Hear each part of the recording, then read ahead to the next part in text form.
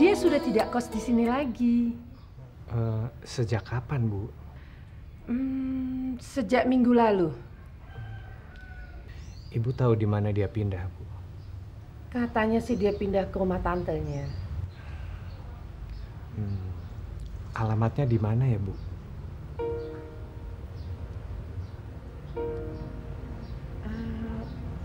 Maaf ya, Bapak ini siapa? Saya ini pamannya, Bu. Saya baru datang dari luar kota. Saya ada urusan penting sekali dengan dia, Bu. Dan ada masalah keluarga yang harus diselesaikan, Bu. Oh, begitu. Iya.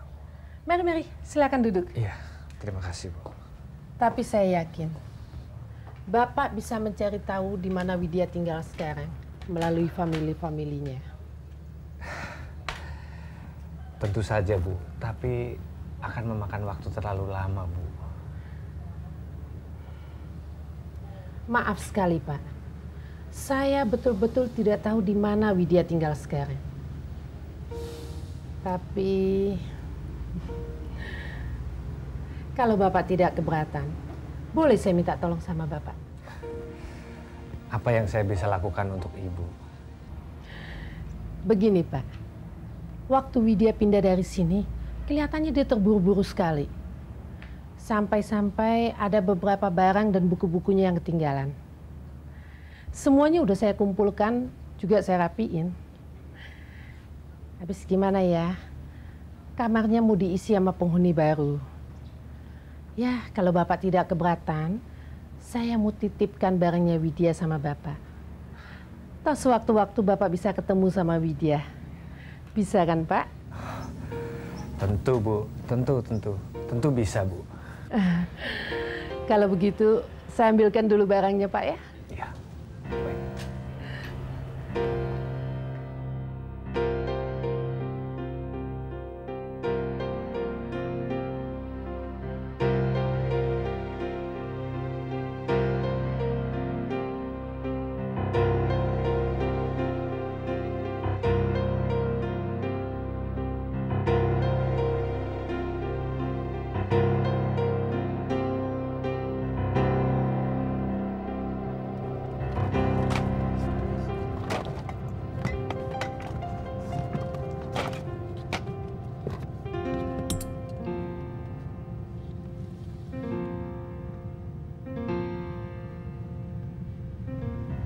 Cepat atau lambat, akan kutemukan kau, iblis kecil.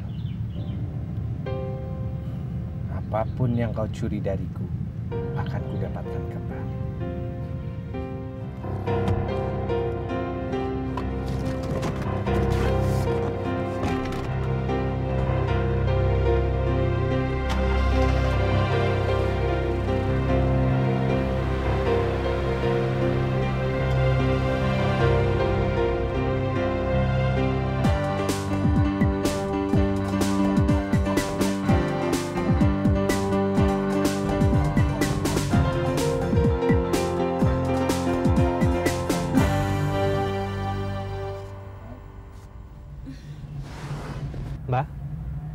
Mbak nggak apa-apa? Saya ada di mana? Tadi Mbak pingsan. Saya nggak tahu harus gimana, Mbak. Jadi saya bawa Mbak ke rumah sakit. Saya nggak apa-apa kok. Tolong antar saya pulang aja ya. Tapi mobil Mbak gimana nanti? Nggak usah dipikirin, nanti saya suruh orang urus. Mbak, tapi kan sekarang keadaan lagi nggak aman. Mobil Mbak kalau ditinggalkan sendiri kan bisa bahaya, Mbak. Nggak apa-apa. Tolong antar saya pulang saja ya, please. Mbak yakin nggak perlu bantuan dokter? Sudah biasa. Saya sudah tahu kok apa penyakit saya. Nanti di rumah saya akan hubungi dokter pribadi saya. Dia lebih tahu bagaimana cara menangani penyakit saya.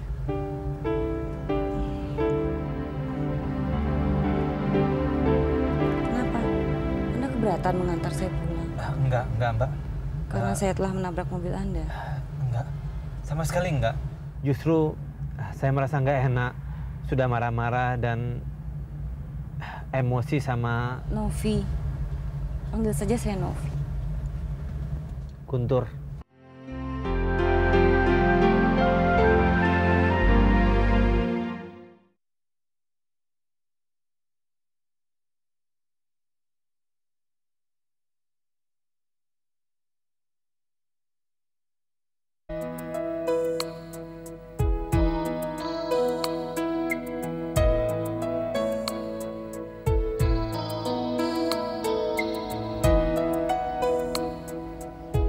Kamu mau kunci mobil saya kan? Ah.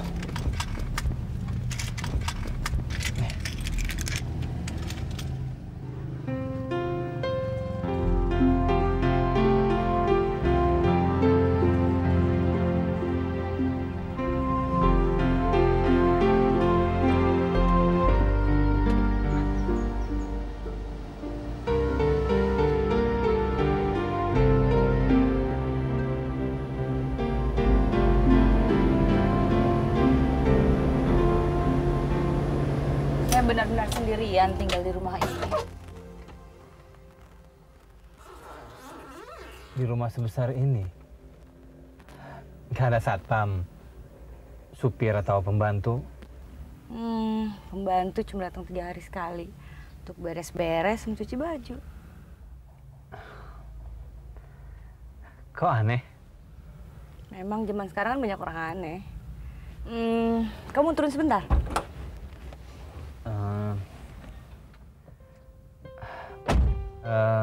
Nggak usah lah, lain kali aja.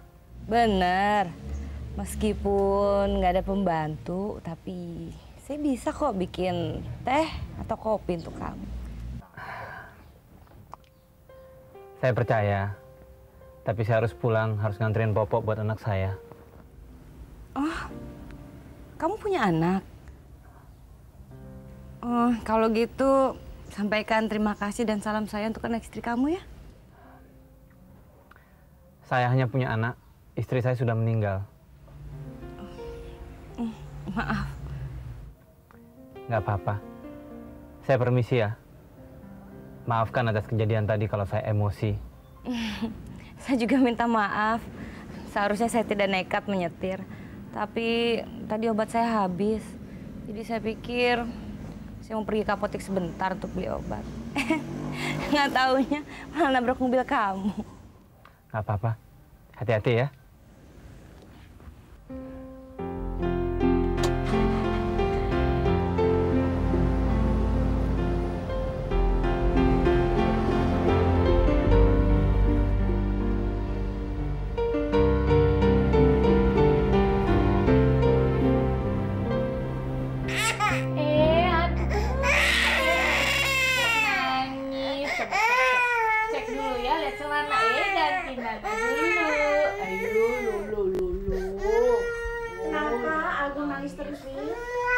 Iya, Bu, nih kayaknya popoknya basah lagi. Hari ini saya udah 6 kali ganti popoknya. Apa pampersnya udah habis? Udah habis. Guntur lagi beli ke supermarket. Tapi kok lama betul. Jangan-jangan dia ke rumah Lela lagi. Gak mungkin, Bu. Kalau dia ke rumah Lela, pasti kan Agung diajak. Siapa tahu, Lela nggak suka anak kecil. Mereka kan jadi punya lebih banyak waktu untuk berdua. Makanya Agung nggak diajak oleh Guntur. Enggak, saya yakin Guntur nggak akan ke rumah Lela. Abis kemana lagi dia?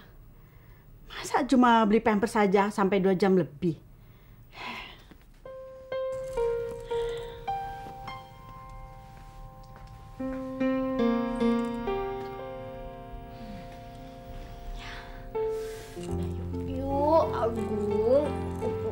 Jangan nangis lagi ya. Ntar lagi Papa pulang. Agung sekarang sama Mama dulu ya. Coba Agung bisa nggak bilang Mama? Mama gitu. Coba. Shh. Ma. Shh. Bilang dong. Ma.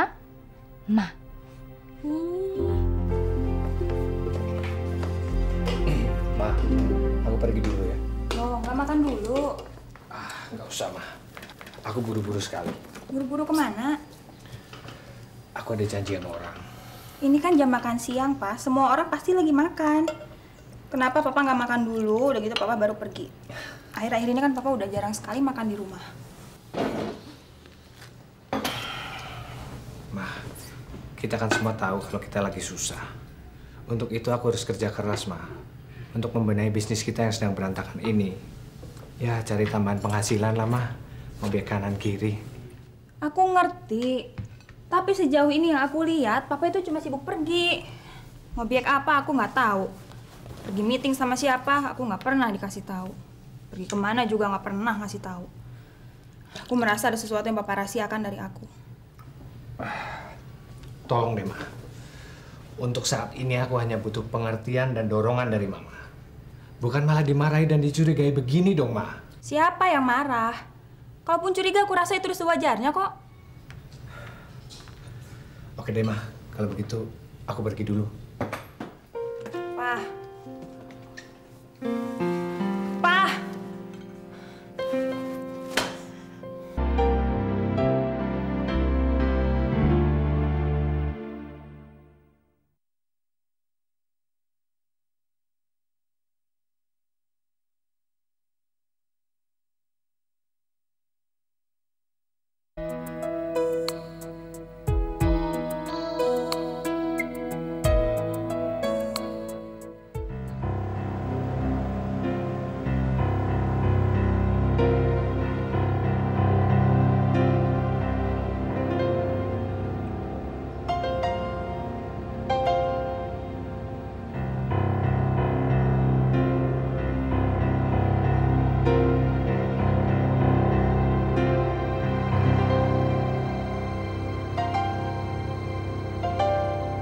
Masa kamu lupa Novi ini anak asuhnya Tante Christine yang dulu tinggal sama-sama kita?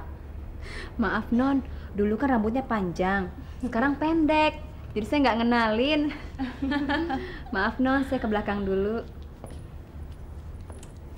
Saya lega, Mbak, mendengar kabar bahwa ginjal Mbak itu sudah tidak bermasalah lagi. Ya, itu karena kebaikan hati seseorang, Nov. Itulah yang membuat saya bingung. Kenapa kok Mbak ini masih curiga sama orang yang telah berbuat baik sama Mbak? Dia itu kan sudah mengorbankan ginjalnya untuk Mbak. Begini, dulu saya pernah punya sekretaris namanya Widya. Orangnya sih kelihatannya baik, cukup lugu. Tapi hati manusia siapa yang tahu, Nov? Maksud Mbak, orang bisa melakukan apa saja untuk bisa mendapatkan kekayaan dengan gampang. Pengalaman cukup banyak mengajarkan saya untuk berhati-hati. Oh ya Mbak, tadi siang saya sudah bertemu dengan Guntur dan menjalankan semua rencana kita. Lalu? Dia tidak mau turun. Kami cuma sempat bicara sebentar. Dan rasanya dia tidak peduli dengan rumah mewah yang Mbak sewakan untuk sandiwara kita.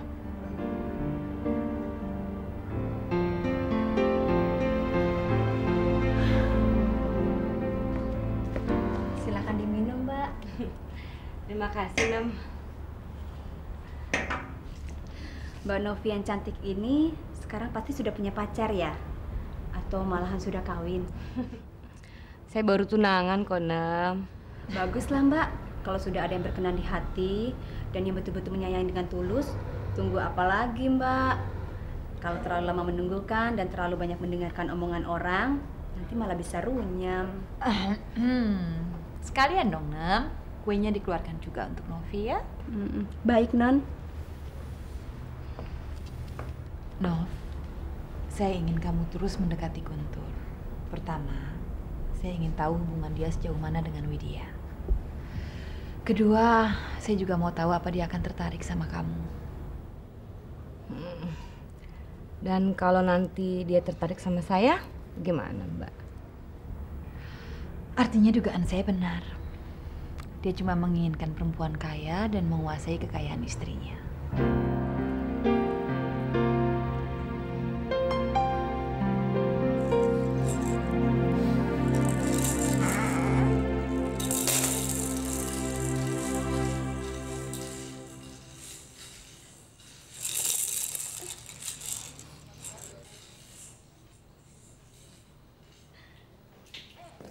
Udah malam yuk, udah waktunya Agung tidur. Ya. Udah jam berapa memangnya? Emang orang kalau lagi lamun suka lupa waktu ya. Kamu mikirin apa sih, Gun? Laila lagi?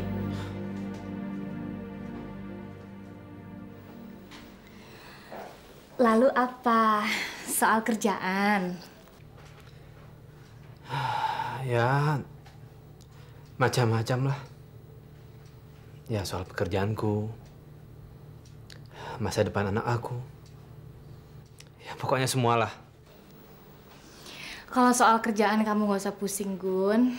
Kalau memang bisnis transportasi kamu lagi sepi, aku kan bisa bantu-bantu kamu sedikit dengan uang peninggalan orang tuaku.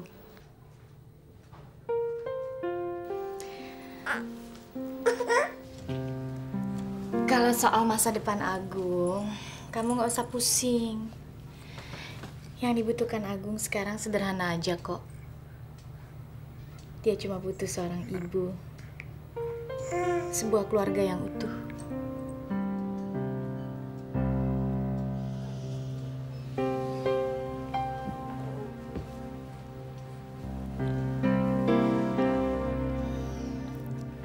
Kamu kan juga tahu kalau aku sangat sayang sama Agung.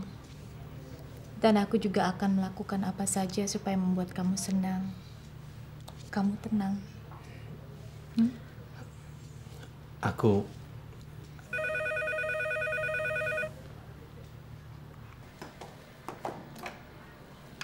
Halo, selamat malam. Dengan siapa? Oh iya ada. Ya, sebentar. Gun, ada telepon buat kamu. Dari siapa, Bu? Dari Novi. Katanya yang nabrak mobil kamu siang tadi. Novi. Kamu tadi siang tabrakan? Kamu kok nggak cerita sama aku? Aku terima telepon dari Novi dulu sebentar ya.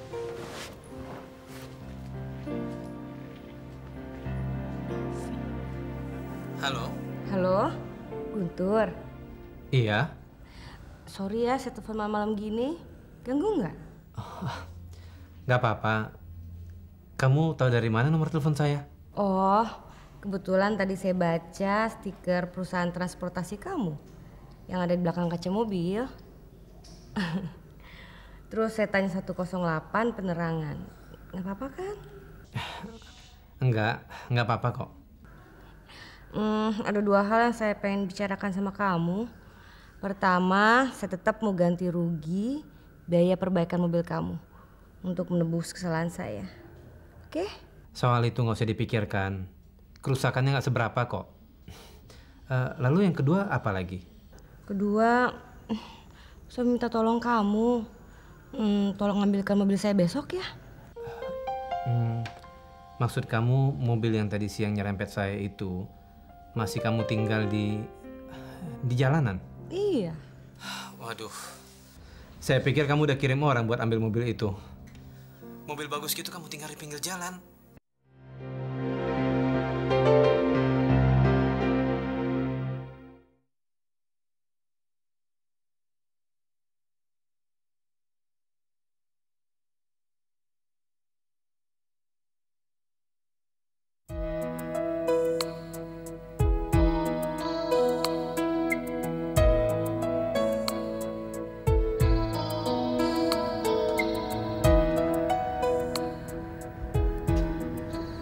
Makasih, Nam. Masih ada yang diperlukan, Non? Enggak. Kalau gitu saya mau tidur. Selamat malam, Non. Nam,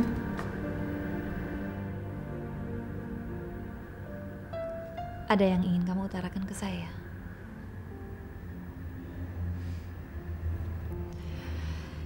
Kamu sudah dengar pembicaraan dan rencana saya sama Novi. Dari raut wajah kamu, kelihatannya ada yang ingin kamu utarakan.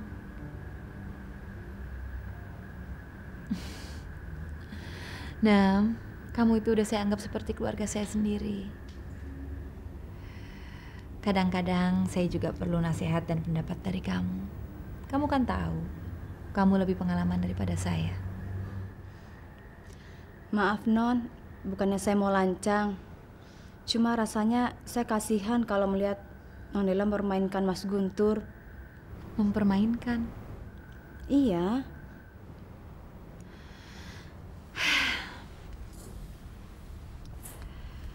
Saya cuma mau membuktikan kalau dugaan saya itu salah, Nam. Tapi apa perlu?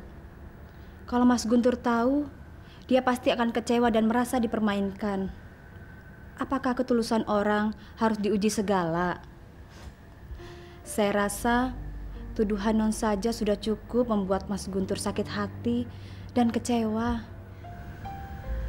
Pengalaman yang membuat saya harus berhati-hati, Nam. Saya rasa wajar kalau saya menginginkan pendamping saya itu orang yang benar-benar tulus mencintai saya. Bukan orang yang menginginkan harta saya saja, Nan. Non, waktu Non masih sakit dulu, bukankah Mas Guntur dengan tulus mendampingi Non Laila? Jadi bukti apa lagi yang Non perlukan? Ya, barangkali saya salah, Nam, menuduh Guntur seperti ini. Tapi saya rasa saya harus membuktikan sebelum saya memutuskan untuk menikah dengan dia. Jika terbukti Mas Guntur mencintai Non Laila, dan jika dia tahu Non Laila dan Mbak Novi mempermainkannya, apa Mas Guntur bisa menerima?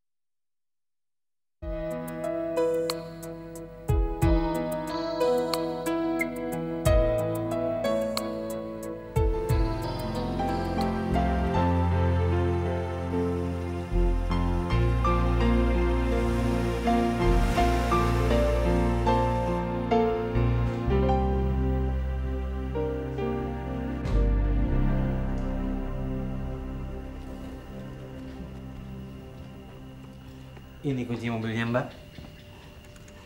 Untung sapam di supermarket itu jagain mobil, Mbak. Terima kasih ya. Saya tidak sangka malam-malam begini kau masih mau menolong saya.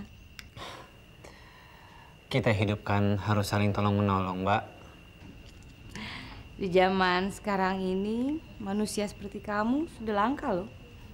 Yang mau menolong tanpa imbalan.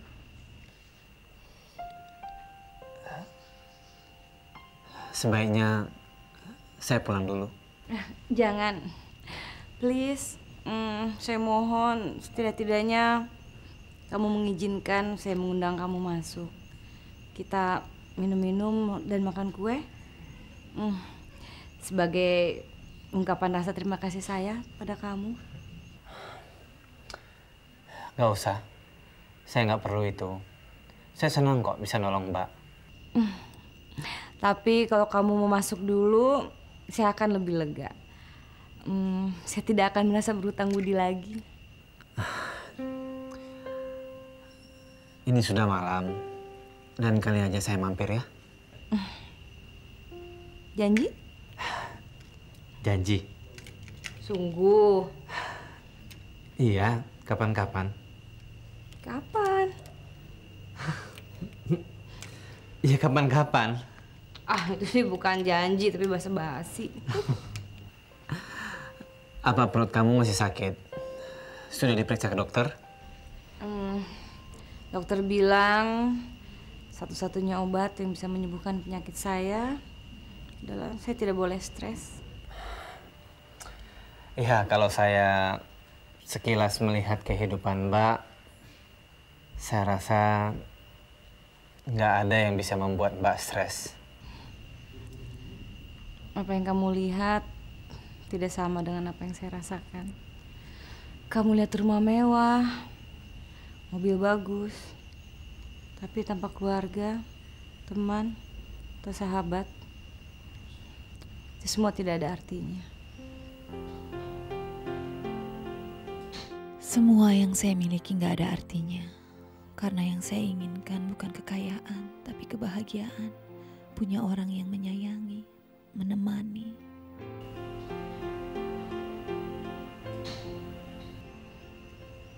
Ada apa? Kata-kata kamu tadi mengingatkan saya pada seseorang. Kamu persis seperti dia.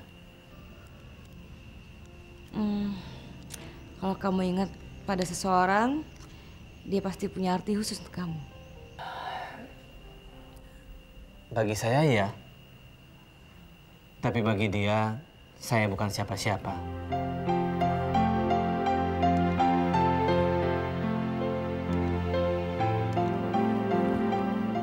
Sudah malam, saya permisi pulang ya. Janji besok kamu kesini lagi? Maksud saya, dokter melarang saya mengemudi untuk sementara waktu. Jadi kalau kamu nggak ada kerjaan, boleh nggak saya pakai jasa transportasi kamu? Supir saya pulang kampung, jadi besok saya minta tolong kamu antar saya. Bisa kan? Bagaimana?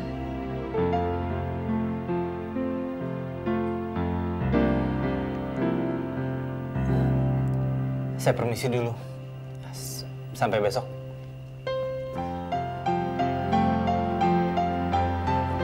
Kamu pulang naik apa? Saya naik omprengan. Naik angkot ojek. Gampang. Jangan. Lebih baik kamu pakai mobil saya saja. Toh besok pagi kamu akan kembali ke sini kan? Untuk mengantarkan saya.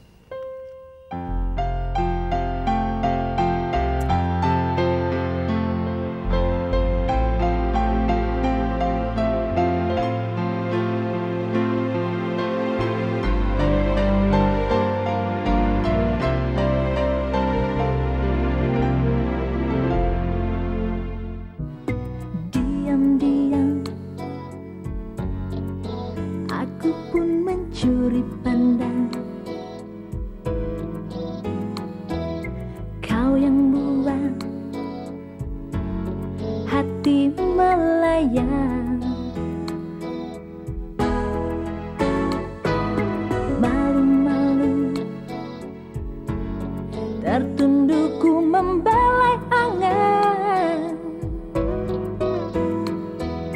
Kau seakan memberi aku harapan. Oh, oh, bagaimana aku bilang, hatiku berdebar kencang bila matamu memandang. Aku terpeluk bayangan. Oh, oh, bagaimana aku bilang, getar yang ada di dalam. Inginnya aku katakan, milikilah aku sayang. Bagaimana ku bilang, bagaimana katakan, bagaimana ku bilang.